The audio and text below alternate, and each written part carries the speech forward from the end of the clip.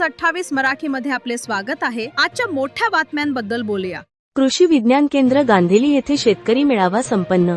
छत्रपती संभाजीनगर जिल्ह्यातील कृषी विज्ञान केंद्र गांधेली येथे केंद्रीय कापूस संशोधन संस्था नागपूर यांच्या मार्गदर्शनाखाली सुरू असलेल्या कापूस उत्पादन वाढीसाठी विशेष कापूस प्रकल्पांतर्गत शेतकरी मेळावा आयोजित करण्यात आला होता। या कार्यक्रमाच्या माध्यमातून शेतकऱ्यांना कमी अंतरावरील कपाशी लागवड, सघन लागवड पद्धत, दादालाट तंत्रज्ञान, वाणांची निवड, जैविक कीटकनाशकांचा वापर आदी विषयांवर सखोल मार्गदर्शन करण्यात आले। कार्यक्रमाच्या अध्यक्षस्थानी वरिष्ठ शास्त्रज्ञ काकासाहेब सुकासे होते, तर प्रमुख पाहुणे म्हणून रामेतीचे निवृत्त उपसंचालक डॉक्टर पुरुषोत्तम जोशी होते।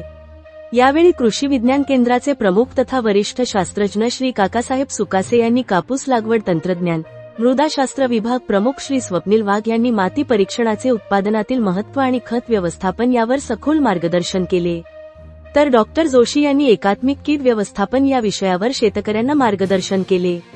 या कार्यक्रमाला कृषी विज्ञान केंद्राचे विष्णू गायकवाड, भरत शिंदे, सूरज गोरे व असंख्य शेतकरी बांधव उपस्थित होते। इंडिया न्यूज 28 वैजापूर तालुका प्रतिनिधी अनिल शांताराम सूर्यवंशीची रिपोर्ट।